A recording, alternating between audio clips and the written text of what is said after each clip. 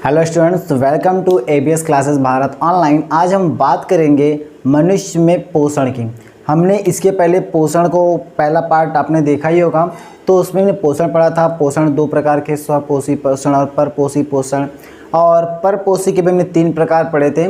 तो उसी में अब हम आगे बात करेंगे मनुष्य में पोषण की। अगर आपने पोषण की पहली वाली वीडियो नहीं देखी है तो उसे देख लें ताकि आपको यह समझ में आ जाए। तो हमने बात किया था जो मनुष्य होते हैं, मनुष्य क्या होते हैं, वह परपोषी होते हैं। तो वे सब चीज़ें हमने देख ली थी। अब यहाँ पे हम सीधा बात करेंगे मनुष्य में पोषण, यानी एक तरफ से हम कह सकते हैं कि मनुष्यों में पाचन को भी हम देखते हैं। तो यहाँ पे आप जानते हैं कि मनुष्य क्या होते हैं, मनुष्य परपोषी होते हैं। वे अपने भोजन को कहीं न कहीं दूसरे जैसे पेड़ पौधों पर या फिर दूसरे जीवों पर निर्भर होकर करते हैं। तो ऐसे जीवों को हम परपोषी पोषण कहते हैं। ये सभी चीज़ें हमने देख ली थी। अब हम बात करेंगे मनुष्य में पोषण की। तो कहीं ना कहीं आप देखो तो मैंने ये डायग्राम बनाया है जो मनुष्य में पाचन को दिखाता है आपने। तो आप जानते हो कि एक नासा गुहा होती है, जो ऊपर की है वह नासा गुहा है, और नीचे की क्या होती है, ये मुख गुहा। आप जानते हैं दोस्तों, गुहा गुहा मीन्स क्या होता है, जो खाली स्थान, अगर हमारे शरीर में कोई खाली स्थान तो हम उसे गुहा कहते हैं। देखते हैं हमारे नाक में यहाँ पर खाली स्थान जहाँ से हवा जाती है, एयर जाती है, तो उसे हम नासा गुहा कहते हैं। और ये हमारे मुख में पूरा खाली स्थान है तो उसे हम मुख गुहा कहते हैं। तो मुख गुहा से होते हुए आपका भोजन कहाँ आता है, भोजन आपका ग्रसिका से होते मुख गुहा से आप जब उसे चबा लेते हो, चबाने के बाद भोजन फिर फिसल के कहाँ आता है, ग्रसिका में। और ग्रसिका से होते हुए कहाँ पहुँचता है, अमाशय में। अमाशय में आपका पाचनकारी एंजाइम होता है, वहाँ से भोजन फिर आगे बढ़ता है। कहीं न कहीं फिर वहाँ पर आपकी जो ग्रंथियाँ हैं वह भी भोजन में कई चीज़ों को करती हैं। उसके बाद भोजन आपका छोटी आंत बड़ी आंत से होते हुए ये सब पूरी प्रक्रिया को देखते हैं। तो इन सभी प्रक्रियाओं को हम पूरा एक एक करके देखते हैं ताकि यह पूरा जो मनुष्य में पोषण यानी पाचन है हम एकदम समझ जाएं, और इसके बाद हमें पाचन को भी पढ़ने की जरूरत ना पड़े। आपको बस रिवाइज करने की आवश्यकता होगी। कभी पाचन को आप दूसरे तरीके से समझने की कोशिश नहीं करोगे, 100% आपको पाचन समझ में आ जाएगा। तो मैं जानता हूं दोस्तों कि आप मेरी सभी वीडियो को देख रहे होंगे, तो आप अपने फेयर कॉपी को बनाते चले। ऑनलाइन वीडियो आपको मिल रही है। देखो दोस्तों, कोरोना वायरस में आपके क्या हो रहे हैं, स्कूल खुल नहीं रहे हैं, तो स्कूलों में ऑनलाइन वीडियो मिलती है, लेकिन उतनी बढ़िया से नहीं बताते हैं जितना बढ़िया से आप समझ सको। तो मैं मेहनत करता हूँ, सोचता हूँ आप लोग को ऑनलाइन वीडियो दूँ और आपको उस तरीके से पढ़ाऊँ जिस तरह से आप कोचिंग यानी स्कूल में पढ़ते हैं, उस तरह से आपको पूरी दूँ। तो आप भी दोस्तों इस वीडियो को ऑनलाइन ना मानकर ऑफलाइन की तरह पूरी फेयर कॉपी बनाइए, एकदम बढ़िया से सिस्टमेटिक, और उसे तैयार कीजिए। पेपर में आपके बोर्ड में आपके 90% के एवब आएंगे, ये हमारा पूरा भरोसा है। तो चलते हैं अपने आगे पाचन की तरफ। तो सर्वप्रथम देखते हैं कि पाचन की परिभाषा क्या होती है। पाचन की परिभाषा की बात करें तो पाचन वह प्रक्रिया है जिसमें जटिल खाद्य पदार्थ सरल खाद्य पदार्थ में टूटकर हमें ऊर्जा देते हैं, पाचन कहलाता है। बहुत सिंपल परिभाषा है दोस्तों। पाचन क्या है, पाचन वह प्रक्रिया है जिसके अंतर्गत जो जटिल भोज्य पदार्थ होते हैं वह सरल भोज्य पदार्थ में टूटकर हमें ऊर्जा देते हैं। और यह पूरी प्रक्रिया क्या कहलाएगी, तो यह पूरी प्रक्रिया पाचन कहलाती है। मुझे पूरा आशा है कि आपको इसी में ही डेफिनेशन याद हो गई होगी। अब देखो हम बात करते हैं कि पाचन में कुछ निम्नलिखित पॉइंट होते हैं, उन पॉइंटों को हम देख लेते हैं। तो देखो, पहला जैसे एक पॉइंट हम बना लें तो आपको एक पॉइंट यह मिलता है कि पाचन प्रक्रिया है वह कैसी प्रक्रिया है, तो जटिल से सरल। इसमें क्या होता है, कोई भी भोज्य पदार्थ जो होगा वह जटिल से सरल में टूट जाता है। एक पॉइंट ये। दूसरी पॉइंट जैसे आपके हो गए प्रोटीन ना, विटामिन, वसा, खनिज मिल गए, के कार्बोहाइड्रेट होते हैं,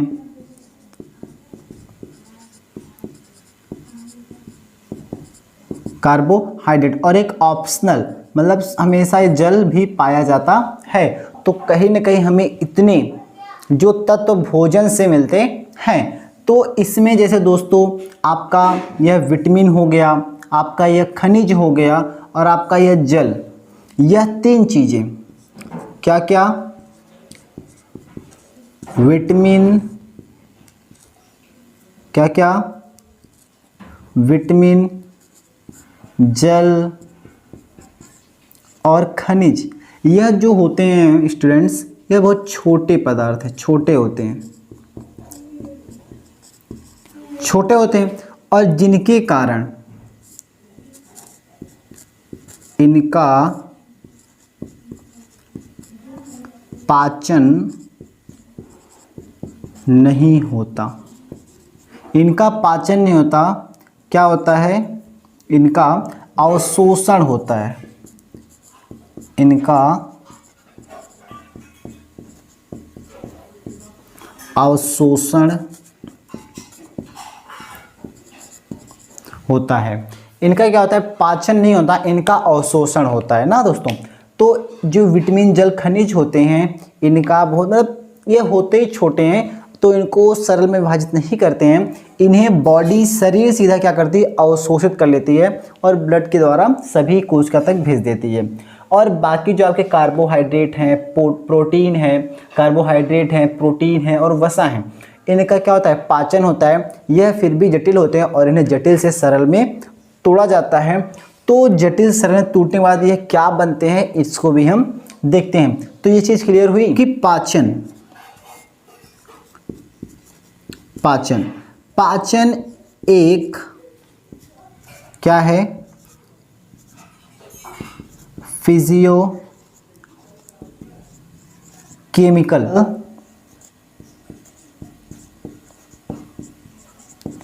प्रक्रिया है। फिजियोकेमिकल यानी भौतिक रासायनिक ना, ये क्या है, भौतिक और रासायनिक दोनों प्रक्रिया। जैसे आप जानते हैं कि पहले हम भोजन को खाते हैं, भोजन को चबाएंगे, उसे हम पीसेंगे, तो पीसने पर आपका फिजियो या भौतिक प्रक्रिया चलता है। क्या होता है, फिजियो, फिजिकल चल रहा है ना, फिजिकल चलने के बाद फिर वह जब पेट के अंदर जाएगा तो वहाँ पर केमिकल हो जाता है। तो इसलिए हम इसे फिजियोकेमिकल प्रक्रिया, फिजियोकेमिकल आपका रिएक्शन कहते हैं। और पॉइंट ले सकते हैं दूसरा कि आपको इसमें एक और चीज मिला कि पाचन का मुख्य कार्य, पाचन का मुख्य कार्य, पाचन का मुख्य कार्य क्या होता है, पता ही आपको कि ऊर्जा, ऊर्जा देना। पाचन का मुख्य कार्य क्या होता है, तो पाचन का मुख्य कार्य आपको ऊर्जा देना होता है। आपको क्या देना होता है, ऊर्जा। तो यह पॉइंट अगर आपको याद है तो आप डेफिनेशन पूरा बना सकते हैं। पहला देख लो, पाचन क्या है, जटिल से सरल वाली प्रक्रिया है। इसमें जटिल भोज्य पदार्थ सरल में टूटकर हमें ऊर्जा देते हैं, यह चीज़ क्लियर हुई। दूसरा, हमें पाचन में कई चीज़ें मिलती है, प्रोटीन, विटामिन, वसा, खनिज, कार्बोहाइड्रेट और जल, जो सामान्यतः पाया जाता है। दूसरा, विटामिन, जल, खनिज ये क्या होते हैं, छोटे होते हैं, इनका पाचन नहीं होता, इनका सीधा अवशोषण हो जाता है। तीसरा, पाचन एक फिजियोकेमिकल प्रक्रिया है। फिजियो यानी आपकी जो भौतिक प्रक्रिया चलती है, प्लस साथ में जो रासायनिक प्रक्रिया पेट में पाचन के दौरान चलती है वह। और दूसरा, पाचन का मुख्य कार्य क्या होता है, तो पाचन का मुख्य कार्य ऊर्जा देना होता है। तो यह इतना आपको समझ में आया, यस या नो, इतना समझ में आया। ठीक, आगे चलते हैं। देखो इसका स्क्रीनशॉट ले लीजिए आप, इसका स्क्रीनशॉट ले लीजिए आप। हो गया। ये पाचन तंत्र आपका डिवाइड है दो भागों में। एक आपका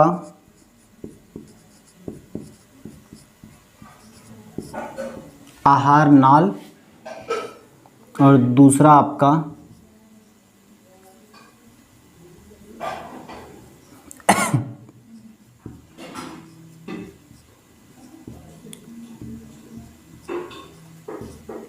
पाचन ग्रंथि। एक आपका आहार नाल और दूसरा आपका पाचन ग्रंथि। आहार नाल में आप जानते हैं मुख से लेकर पूरा गुदा द्वार तक जो फैली संरचना होती है उसे आहार नाल कहते हैं।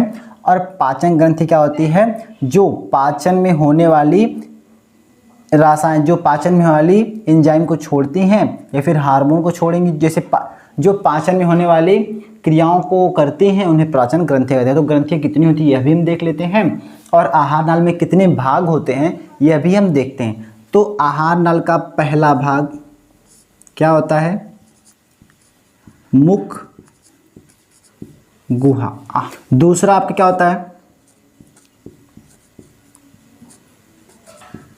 दूसरा आपका ग्रास नली। तीसरा आमाशय। चौथा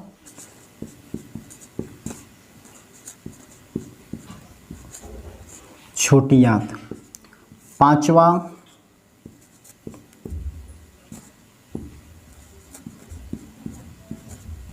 बड़ी आंत। और छठा क्या हो जाता है आपका, लास्ट का गुदा द्वार। यह आपका आहार नाल के यह 6 भाग हो जाते हैं। आहार नाल में आपके आहार नाल में आपके 6 भाग पाए जाते हैं। अब देख लेते हैं पाचन ग्रंथि में। तो पाचन ग्रंथि में पहला आपका हो जाता है लार ग्रंथि।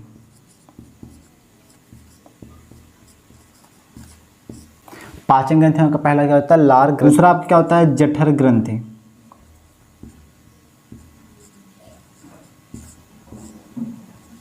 जठर ग्रंथि। तीसरा आपका लीवर हो जाता है, जिसे हम यकृत कहते हैं। और यकृत के साथ साथ इसमें जो पित्ताशय, यह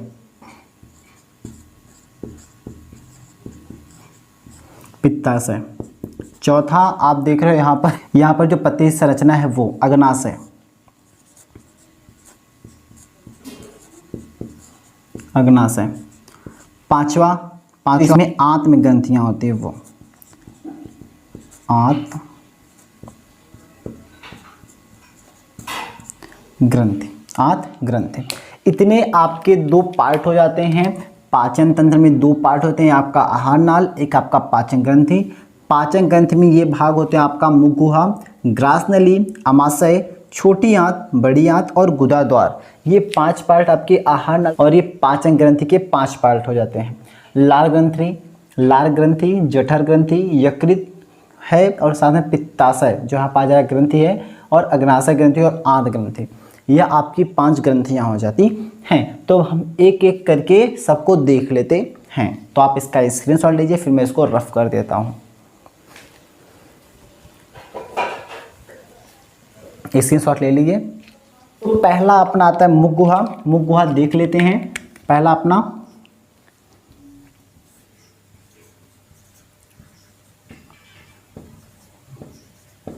मुख गुहा। मुख गुहा को हम लोग क्या कहते हैं, ओरल कैविटी, माउथ कैविटी या फिर बकल कैविटी, यह नामों से मुझे बुलाते हैं। और मुख गुहा में क्या क्या होते हैं, तो पहला आपका एक हो जाता है मुंह। मुंह क्या करता है, भोजन को लेने का काम करता है। भोजन को लेना, भोजन क्या कहते हैं, फूड को हम इनटेक करते हैं, भोजन को लेते हैं। तो भोजन को लेने के बाद मुंह में जैसे ओठ हो गया, गाल हो गया, ये सब दीवारें करती भोजन को लेने का काम करती हैं। और कहीं न कहीं यह सभी मिलकर मुख गुहा बनाने का कार्य भी करती हैं। तो मुंह हो गया। मुंह से आगे आपका आएगा जीभ, या फिर पहला आ जाएगा आपका दांत। दांत में आप क्या करते हैं, दांत से आप भोजन को तोड़ने और चबाने का काम, तोड़ने और भोजन को चबाने का काम करते हैं। इसके किसके द्वारा, तो दांत के द्वारा। और दूसरी चीज आती है जीभ। दूसरी क्या होती है, जीभ। जीभ से आप क्या करते हैं, पहला इसमें 2 पॉइंट हो जाएंगे। एक तो भोजन को दांतों के नीचे ले जाना। भोजन को वह दांतों के नीचे ले जाता है, भोजन को दांतों के नीचे ले जाता है और उसे पिसवाने में मदद करता है। दूसरा, भोजन को या फिर भोजन में लार को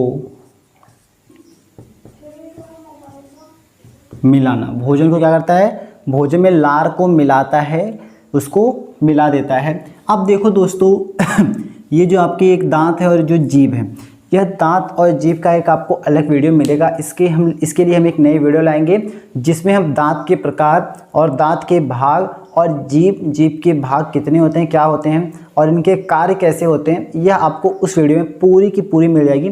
तो यहाँ पे हम सिर्फ उसके एक ऊपर से बात करेंगे, पॉइंट ऑफ व्यू जो यहाँ पर हो रहा है। तो दांतों से हम भोजन को तोड़ने और चबाने का काम करते हैं और जीभ से भोजन को दांतों के नीचे ले जाते हैं और साथ साथ भोजन में लार को मिलाते हैं। यह चीज़ क्लियर हुई। अब इसके हम बात करेंगे लार ग्रंथि की, सलाइवरी ग्लैंड की। लार ग्रंथि यानी सलाइवरी ग्लैंड। अब जो सलाइवरी ग्लैंड होती है वह 3 प्रकार की हो जाती है। पहले को हम कहते हैं पैरोटिड ग्रंथि। दूसरा होता है सबलिंगुअल ग्लैंड और दूसरा हो जाता है सबमैंडिबुलर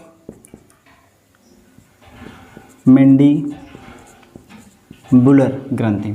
यह जो पैरोटिड ग्लैंड होती है, पैरोटिड ग्लैंड आपका क्या होती है, वह बड़ी ना, यह बड़ी ग्रंथि होती है और साथ साथ यह सांप के अंदर ये जहर का काम करती है ना। सांप के अंदर ये पैरोटिड ग्रंथि क्या होती है, जहर का काम करती है। और चीज़ें हम क्लियर कर लेते हैं कि लार में 4 प्रकार के एंजाइम पाए जाते हैं।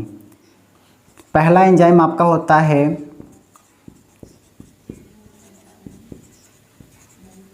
लाइसोजाइम।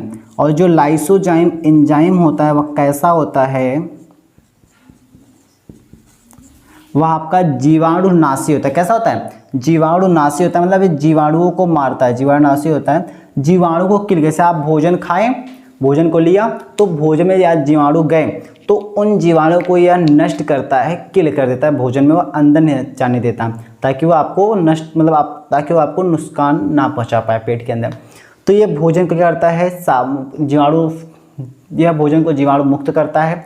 अब आप जैसे कभी कभी सोचते हो कि दिन में भोजन खाते हैं तो दांतों को हमारे कुछ नहीं होता, लेकिन रात मैंने भोजन खाया और सो गए तो उसमें कीड़े लग जाते हैं। ऐसा क्यों, क्योंकि लाइसोजाइम सही से वर्क नहीं कर पाता है। फिर हम कह सकते हैं लाइसोजाइम रात के समय सही निकलता नहीं है। तो इसीलिए जब भोजन आपका चला जाता है तो भोजन जो लगे होते दांतों के बीच में वहाँ पर जीवाणु पनपने लगते हैं और रात भर में वह आपके दांतों के ऊपर जो कवरिंग होती है ऊपर की उसका क्षरण करते हैं और जिस तरह आपके दांत खराब होते हैं, दांतों में कीड़े लग जाते हैं। इसलिए आपको एक हैबिट बनानी चाहिए कि आप एक बार दिन में ब्रश करें और एक बार रात में ब्रश करें। ओके, तो यहाँ पर आगे चलते हैं।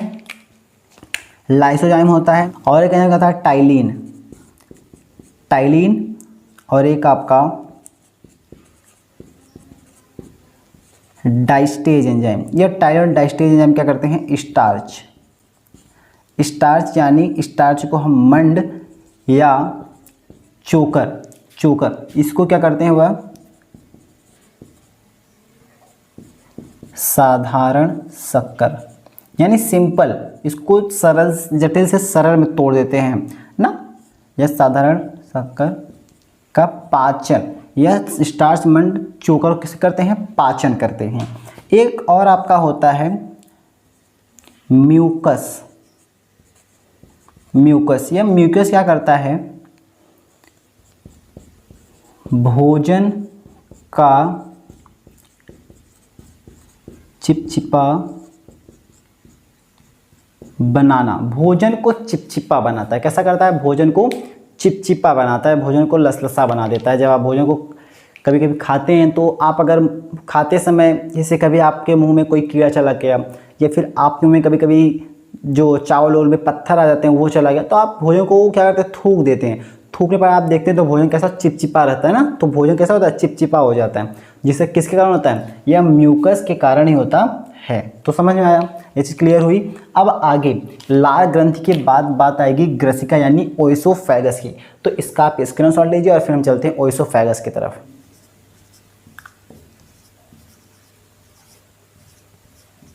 पहला पॉइंट ये क्या होती है, 25 सेमी क्या होती है, लंबी होती है। कैसी, कितनी होती है लंबी, 25 सेंटीमीटर लंबी होती है इसकी जो लेंथ होती है, लेंथ। दूसरा, इसके द्वारा भोजन कहाँ से कहाँ आता है, मुख से अमाशय में, मुख से अमाशय में आता है। अगला पॉइंट,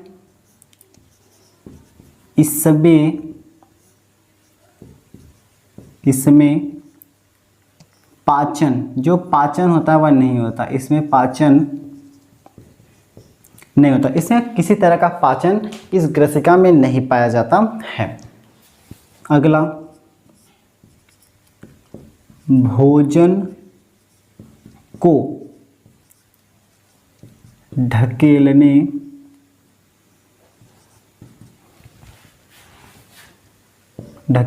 के लिए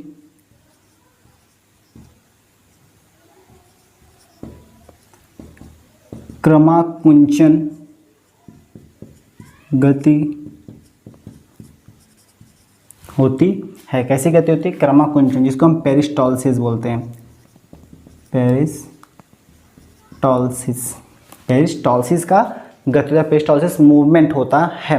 अब जैसे आप समझ लो, जैसे देखो दोस्तों, ये भोजन, अगर पहली बात जैसे भोजन की नली बहुत मोटी रहे तो आप भोजन खाओगे तो जो अमाशय है, इसमें अमाशय में जो एंजाइम भरे उसमें बहुत तेज़ी से गिरेगा, जिससे इनके जो दीवार हैं उन पर, अमाशय की दीवार पर चोट लग सकता है। दूसरा, अगर बहुत पतला रहेगा तो भोजन आपका अंदर ही नहीं आ पाएगा, तो इसके लिए क्या होता है,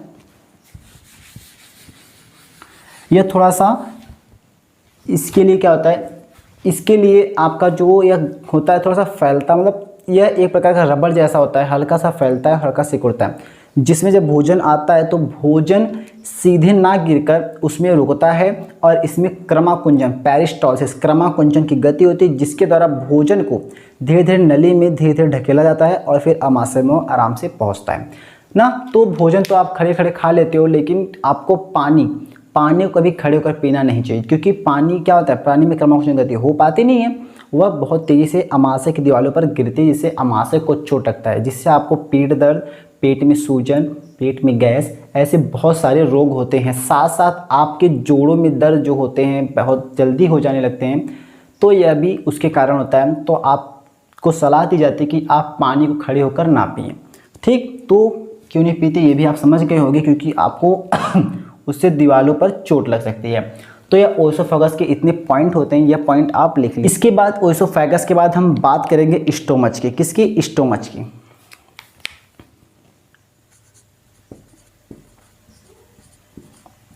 स्टोमच यानी अमाशय। तो अमाशय क्या होता है दोस्तों, यह बड़ा अंग भी है। अमाशय बड़ा अंग होता है जो भोजन के आने पर फैल जाता है। जब भोजन इसमें आता है तो यह अपनी आकार को बढ़ा लेता है, अपने आकार को यह बढ़ा लेगा, फैल जाता है। ठीक है, तो यह होता है। और साथ साथ अमाशय में क्या होती है, जठर ग्रंथि पाई जाती है। अभी मैंने बताया था अमाशय में क्या होती है, जठर ग्रंथि पाई जाती है। और जठर ग्रंथि कुछ एंजाइमों को रखती है। किसको, पहला जैसे आपका हो गया, HCl को रखती है, पेप्सिन को रखती है, HCl को रखती है, पेप्सिन को रखती है, म्यूकस को रखती है। तो इनका भी कार्य हम देख लेते हैं। जैसे HCl क्या करती है, पहला HCl का एक वर्क होता है, यह जो भोजन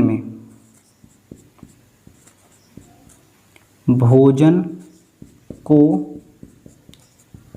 तोड़ती है, यह भोजन को जटिल से सरल में भी तोड़ती है। दूसरा पॉइंट,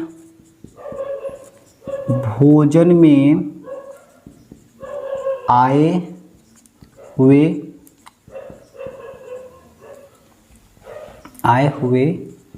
बैक्टीरिया या फिर और भी जो छोटे मोटे जीवाणु आ गए को मारती है ना। भोजन जैसे आपके मुख से वो बैक्टीरिया हुआ जीवाणु नहीं मरा तो ये पेट में आने के बाद HCl उसको पूरा समाप्त कर देती है। और अगला आता है पेप्सिन। यह पेप्सिन क्या करती है, प्रोटीन को एमिनो एसिड यानी अमीनो अम्ल में तोड़ देती है, एमिनो अम्ल में तोड़ देती है। क्या कहती है, जो प्रोटीन, मैंने कहा था ना प्रोटीन जो पाया जाता है भोजन के तत्वों में, यह प्रोटीन को, जो पेप्सिन होता है प्रोटीन को एमिनो एसिड में तोड़ देता है। और एक आपका क्या हो गया, म्यूकस क्या करता है,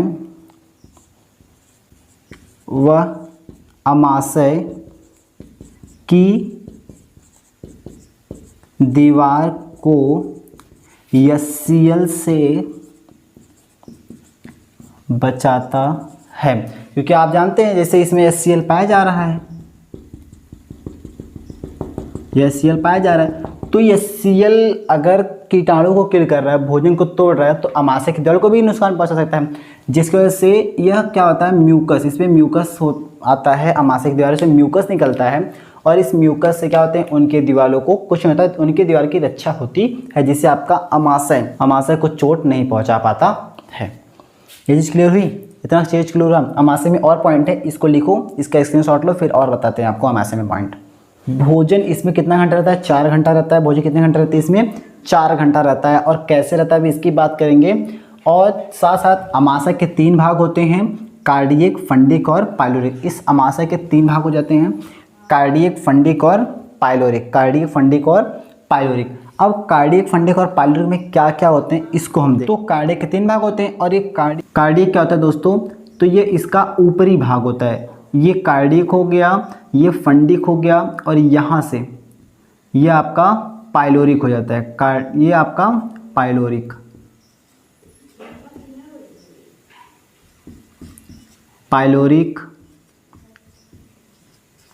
फंडिक और कार्डियक, ये 3 भाग हो जाते हैं। कार्डियक ऊपरी भाग होता है, तो यहाँ आप लिखोगे कार्डियक क्या होता है, ऊपरी भाग होता है। कार्डियक कैसा भाग होता है, ऊपरी भाग होता है।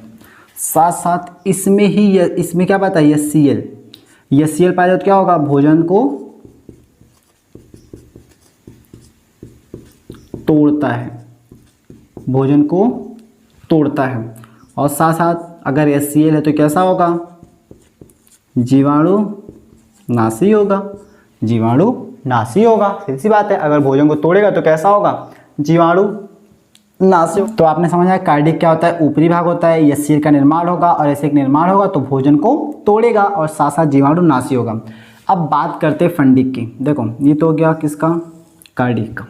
अब फंडिक की बात करते हैं। ये कैसा दोस्तों, यह कांटेनुमा, जो आपका फंडिक होता है वह कांटेनुमा होता है। इसमें रूजी पाई जाती है, रूजी ना, ये थोड़ा कांटेनुमा, ऐसे कांटेनुमा होता है।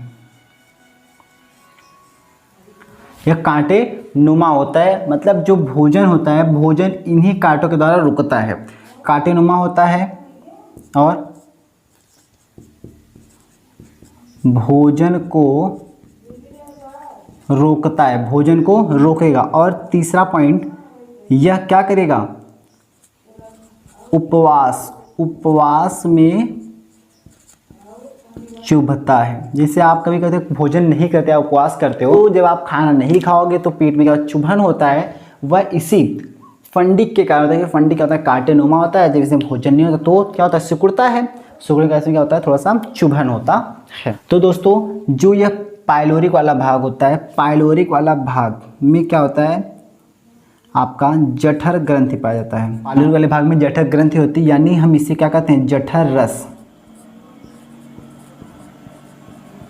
जठर रस। और जठर ग्रंथि में दो चीजें होती हैं, एक आपका रेनिन, एक आपका पेप्सिन। अभी हमने पेप्सिन का बात किया था, रेनिन का नहीं किया था। तो मैंने बताया था जठर ग्रंथि आगे पाई जाती हैं।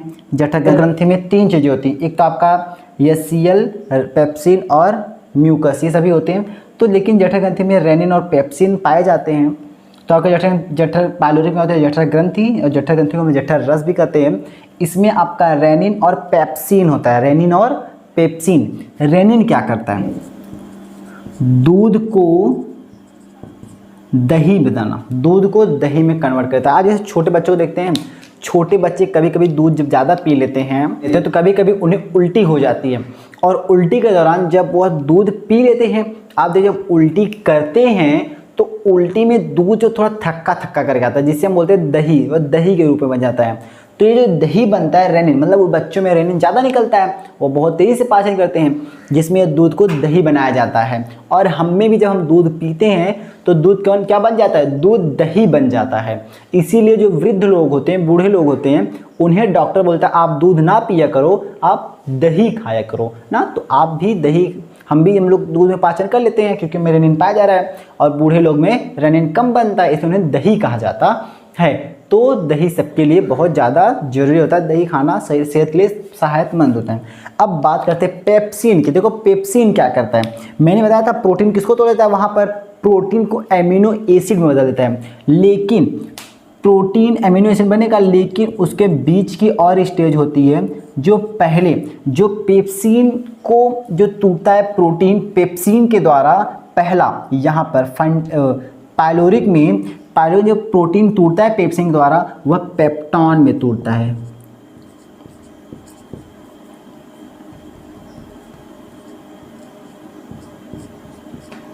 पेप्टॉन किसमें टूटता है, पहला पेप्सिन प्रोटीन से किसमें टूटता है, पेप्टॉन में टूट जाता है। किसमें, पेप्टॉन में टूट जाता है। यह समझ आ रहा है।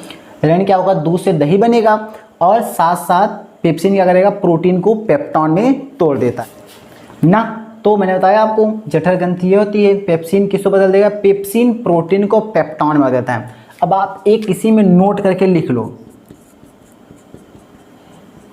नोट आपको भी मैंने बताया म्यूकस, लेकिन आप नोट करके नीचे लिख लो कि अमाशय का स्तर, स्तर दीवार, अमाशय की दीवारें म्यूकस की बनी होती हैं, जिसके द्वारा एचसीएल उन्हें नुकसान नहीं पहुंचा पाता है। तो आई होप आपको यहाँ से पहला पॉइंट मुख गुहा, दूसरा पॉइंट लार ग्रंथि, तीसरा पॉइंट ग्रसिका और चौथा पॉइंट अमाशय, ये 4 पॉइंट हमने कवर किया। और इन 4 पॉइंट में आपको दिक्कत नहीं होंगी, 4 पॉइंट आपको समझ में आए होंगे। इस वीडियो में हम 4 पॉइंट को कवर करेंगे। इसके अगले पार्ट में हम आगे की अग्नाशय और जैसे लीवर हुआ, अग्नाशय हुआ, और छोटी आंत बड़ी आंत को कवर करेंगे। तो इस वीडियो में अगर आपको कोई भी दिक्कत है, समझ में नहीं आया, तो आप कमेंट करें। इसके अगली वाले वीडियो में मैं आपको समझा दूंगा कि क्या जो आपको समझा दूंगा जो आपकी दिक्कतें होंगी। तो वीडियो कैसी लगी, वीडियो के कमेंट करें, और साथ साथ वीडियो को शेयर करें, और चैनल को सब्सक्राइब करें अगर चैनल पर नए हैं तो ना। इतना चीज़ आप करें, और वीडियो को प्लीज़ यार दोस्तों शेयर किया करो, वीडियो आप शेयर करो। इसका स्क्रीनशॉट ले लीजिए, इसकी अगली वीडियो को हम कवर करेंगे।